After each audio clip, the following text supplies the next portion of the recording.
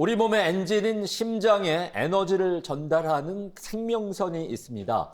바로 관상동맥인데요. TBC 클리닉 건강 365 오늘 이 시간에는 관상동맥 질환과 그 치료법에 대해서 자세히 알아보겠습니다.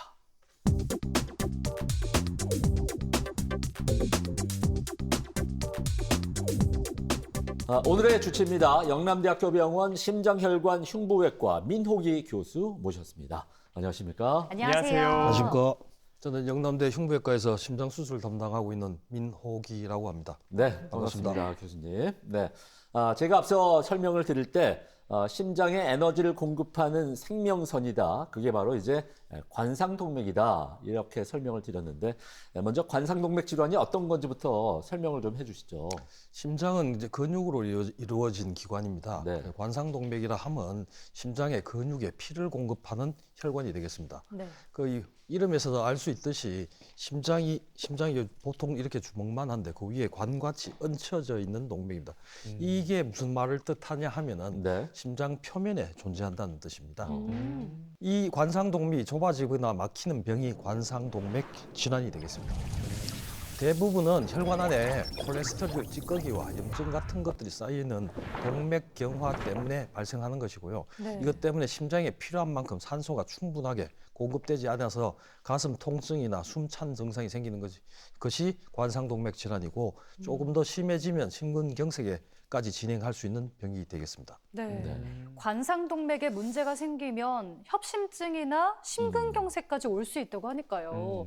우리 생명과 아주 직결되는 정말 중요한 질환이라고 볼 수가 있겠네요. 네, 교수님 그리고 관상동맥이 심장 위에 왕관처럼 이렇게 올라간 그런 동맥이라고 하셨는데 네.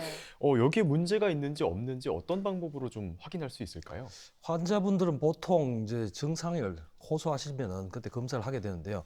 운동하면은 가슴이 답답하다, 흉통이 있다, 숨이 차다, 쉽게 지친다 이런 같은 증상을 호소하게 됩니다. 그러면 진단으로는 심전도, 운동 부하 검사, 심장 초음파, CT 같은 검사를 해서 심장 관상동맥 질환이 의심되신다면은 네. 혈관을 직접 어떻게 생겼는지 하기 위한 검사를 시행하셔야 됩니다.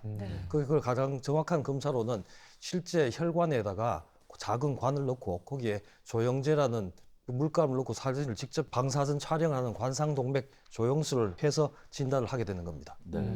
이렇게 그 혈관이 좁아지거나 막혔다고 진단이 될 경우에는 서둘러 치료를 해야 될 텐데 안 그러면 이제 더 큰 문제로 네. 이어질 수가 있거든요. 네. 이게 막히거나 좁아졌을 때 어떤 방법으로 치료를 하게 되나요? 혈관의 막힘의 정도, 네. 증상의 강도, 혈관의 중요도에 따라서 약물 치료와 혈관 재개통술을 시행하게 됩니다. 관상동맥 조영술을 통해서 혈관이 재개통술이 필요한지 안 한지를 결정하게 되고요. 혈관 재개통술로는 스텐트 시술과 관상동맥 우회술이 있겠습니다.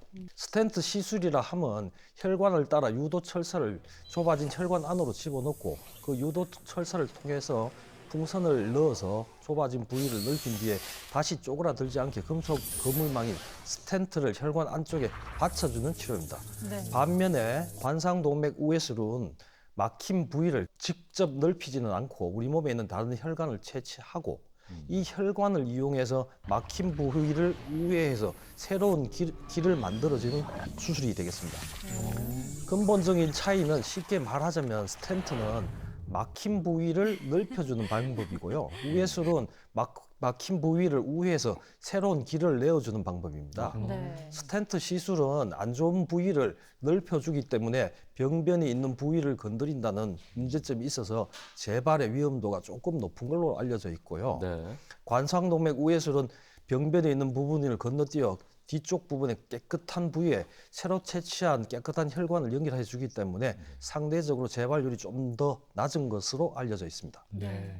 사실 주변에 관상동맥 질환 때문에 뭐 혈관에 스텐트를 넣었다, 풍선을 넣었다 이런 분들은 가끔 봤거든요. 그렇죠. 그런데 교수님이 설명해 주신 관상동맥 우회술은 제가 잘 못 들어봤습니다. 그래서 이게 너무 궁금해요. 그래요. 이게 일단 심장으로 가는 그 새로운 길을 만들어주는, 터주는 그런 방법이라고 말씀을 해주셨는데 혈관이 이렇게 우회해서 네. 새로운 네. 길을 내주는 겁니다. 근데 신기합니다. 이 어떤 경우에 보통은 우리가 스텐트는 많이 알고 있는데 네. 관상동맥 우회수는 어떤 경우에 이 수술법을 쓰게 되나요? 수술이 필요한 환자는 다양하게 있을 수 있습니다. 지금까지 이제 이런 여러 연구 결과와 경험들로 만들어진 종합 선물센터 같은 건데요. 혈관이 여러 군데 심하게 좁아져 있거나 병변이 길고 복잡해서 스텐트 시술이 힘들거나 혈관의 중요도가 굉장히 높은 좌주 관상동맥의 병이 있거나 당뇨병을 동반해가지고 다혈관 질환인 경우인데 이 경우는 재발의 위험성이 높기 때문에 그 관상동맥 우회술이 추천되고요. 다시 말해 혈관 상태가 복잡하면 복잡할수록 그리고 더 완전하고 오래가는 혈관 재건이 필요하면 할수록 관상동맥 우회술의 장점이 크다고 하겠습니다. 네. 또 관상동맥 질환에서 네. 수술이 더 좋은 경우가 있다고 하던데 교수님 이건 왜 그런 걸까요? 이 또한 오랜 경험과 여러 연구 결과를 바탕으로 한 것입니다. 이유는 관상동맥 우회술은 막힌 한 지점만 치료하는 것이 아니라 그보다 아래쪽 심장 근육까지 안정적으로 혈류를 공급하도록 새 길을 만들어주기 때문에 완전 재관류화가 가능합니다. 특히 내흉동맥, 특히 좌측 내흉동맥 같은 좋은 혈관을 사용하면 장기적으로 혈관 개통성이 좋고 재수술이 줄어드는 장점이 있습니다.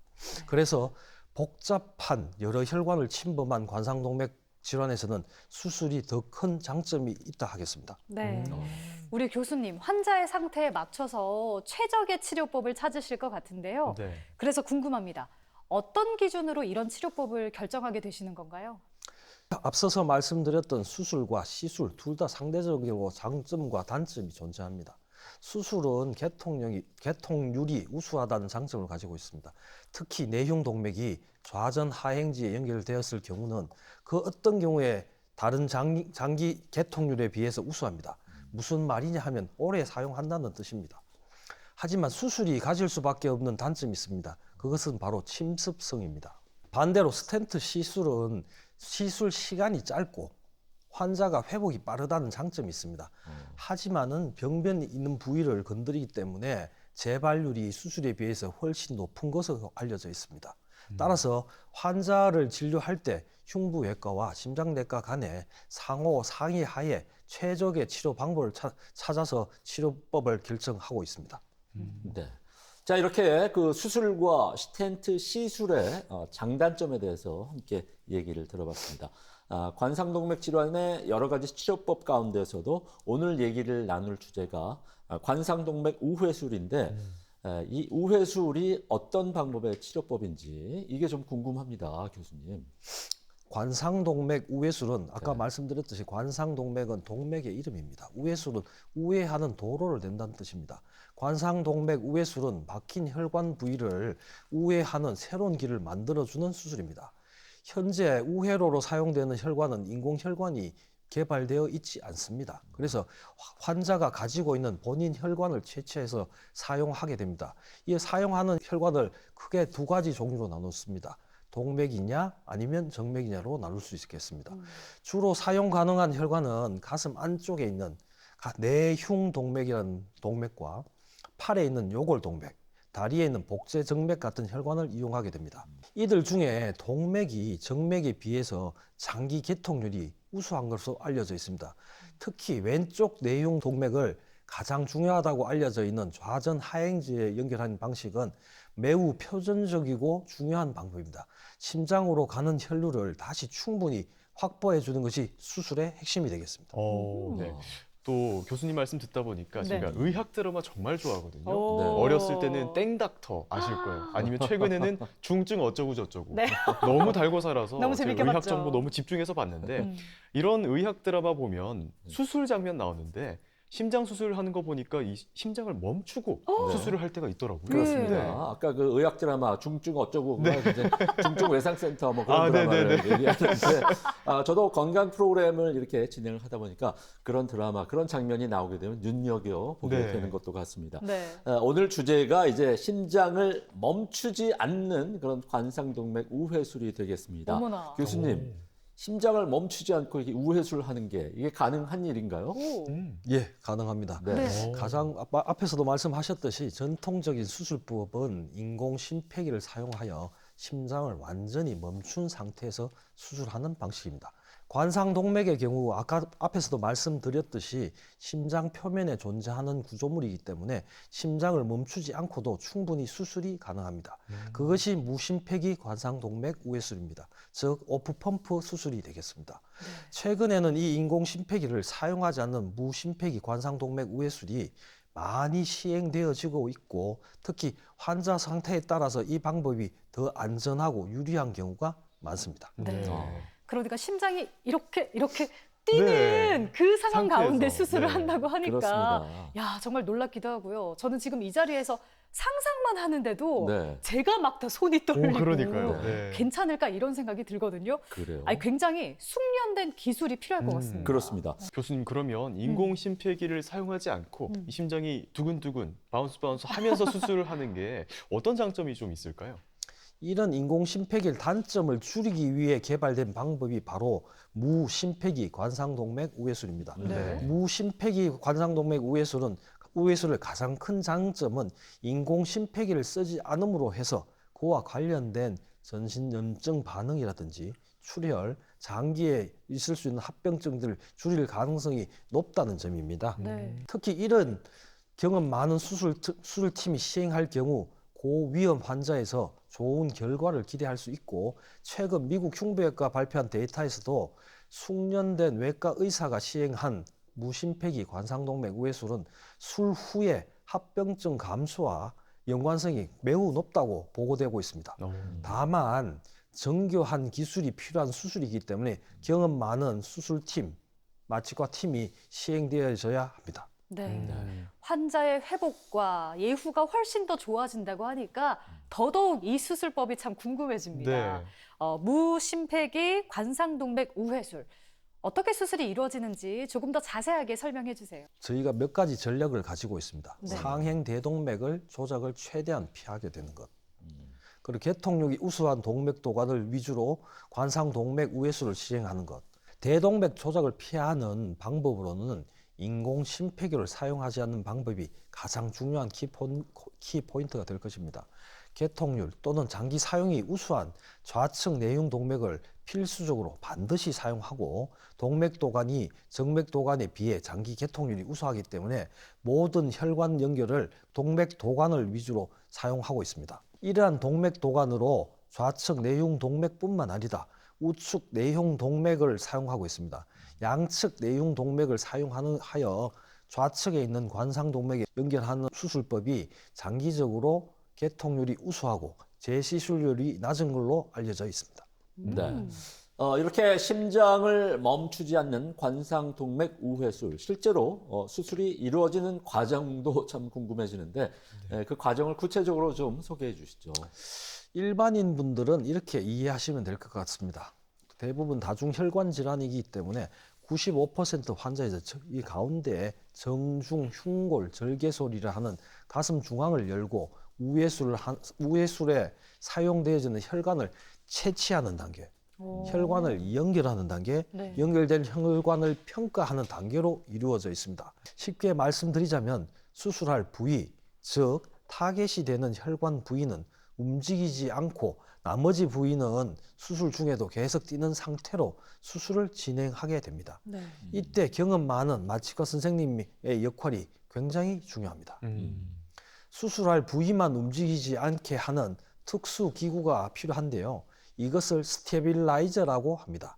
이 기구를 이용하여 심장 타겟 부위를 안정화해서 움직임을 최대한 줄인 뒤에 혈관을 연결하게 됩니다. 네. 네. 이렇게 준비해 주신 자료를 보니까 네. 정말 수술하는 내내 네. 심장이 정말 팔딱팔딱 뛰고 있네요. 그러네요. 그렇습니다. 네. 실제 저희가 수술 과정까지 함께 두 눈으로 확인을 해봤는데 예. 수술 중에 혈관 문합 과정이 잘 이루어지고 있는지 이런 것들은 또 어떻게 확인하는지 궁금하거든요. 어떻습니까? 수술 연결 부위를 먼저 눈으로 확인을 합니다. 모양이 이상하거나 출혈이 없는지 확인을 한 후에 이상이 없을 경우 연결한 혈관으로 실제 혈류가 잘 흐르고 있는지를 확인하는 장비를 사용하게 됩니다. 연결 부위의 혈액의 흐름과 저항을 확인해서 혈류가 충분히 잘 가고 있는지 즉시 평가할 수 있습니다. 필요하면 그 자리에서 바로 수정할 수 있기 때문에 수술의 완성도를 높이는데 매우 중요합니다. 네. 그렇군요. 자, 이렇게 관상동맥 우회술이 심장을 뛰게 하면서 하는 관상동맥 우회술이 상당히 세심한 과정을 거쳐서 수술이 이루어지게 됩니다. 수술이 다 끝난 다음에는 이후에 어떤 그 회복 과정도 참 중요할 것도 같은데 환자들이 어떤 과정을 거쳐서 회복 과정을 거치게 될까요? 보통 수술이 종료가 되면은 수술 직후에는 환자분은 중환자실에서 집중 관찰을 하게 됩니다. 상태가 안정이 되면 일반 병실로 옮겨서 회복하게 되는데요. 저희 병원에서는 환자의 빠른 회복을 위해서 인공호흡기의 조기 이탈, 조기 식이, 조기 보행을 시행하고 있습니다. 수술 3시간 후 중환자실에서 인공호흡기 이탈을 시행하고 있습니다. 인공호흡기 이탈 후 6시간 이후에는 조기 시기를 시행하고 다음 날부터 재활의학과 선생님들의 도움하에 조기 보행을 시행하고 있습니다. 이런 빠른 진행이 환자의 빠른 회복에 도움이 되고 있습니다. 이후에 일반 병실로 옮기고 90%의 환자분들은 일주일 정도의 회복 기간을 거쳐 퇴원이 가능해집니다. 퇴원 전에 심장 기능과 회복 상태를 확인하기 위해서 심장 초음파, 관상동맥 CT를 촬영하여 수술이 문제 없는지를 확인합니다. 이후에도 외래를 통해 약물 치료를 지속하셔야 합니다. 네, 이제 수술과 치료를 통해서 회복이 잘 됐다고 하더라도 우선 한번 관상동맥이 막혔던 환자들이잖아요. 그러니까 좀 주의하거나 조심하거나 지켜야 될 것들이 좀 있을 것 같은데 교수님 좀 어떤가요? 수술이 끝났다고 치료가 종료된 것은 아닙니다. 약을 꾸준히 드셔야 되고요. 네. 건면이라든지 절주 등의 생활 습관 개선이 반드시 필요합니다. 혈압, 당뇨, 고콜레스테롤증이 있다면은 그것을 잘 관리하셔야 하고요. 무리하지 말고 단계적으로 운동량을 조금씩 늘리셔야 됩니다. 일반적으로 권고되는 운동량은 중간 정도의 강도라면은 중간 정도 유산소 운동은 주당 150에서 300분 정도를 하시는 게 권고되고 있고요. 고강도 유산소 운동은 일주일당 75분에서 150분 정도로 하는 것을 권고하고 있습니다. 컨디션에 따라서 점차적으로 운동량을 늘려가는 것이 중요합니다. 최근 방문한 외래 환자분의 경우에는 수술 후에 3개월부터 골프 치는 게 가능하다고 하십니다. 참고하시기 바랍니다. 골프 치시는 분들 참고하시면 네. 좋을 것 같습니다. 아니 그런데 관상동맥 우회수를 받은 후에 뭐 합병증이나 재발이 없는지도 참 궁금합니다. 어떤가요? 어떤 치료든 간에 합병증이 제로일 가능성이 있는 치료는 없을 것입니다. 출혈, 부정맥, 감염, 뇌졸중, 신장 기능 저하 등의 합병증이 생길 수 있고요. 수년이 지나면 일부 연결된 도관이 원래 혈관과 같이 병이 진행하는 경우가 생길 수 있겠습니다. 하지만 적절한 환자에서 잘 시행된 수술은 증상 개선과 더불어 예후 향상에 큰 도움이 되고 이후 생활 습관 관리와 약물 치료를 잘 지속한다면 좋은 상태로 오래 유지될 수 있을 것입니다. 저희 영남대학교 병원에서는 2025년도에 시행된 132개의 관상동맥 우회술에서 약 90% 이상에서 앞에서 말씀드렸던 무심폐기 관상동맥 우회술이 시행되었고 이는 대부분 환자에서 안전하게 적용 가능하다는 것을 의미합니다.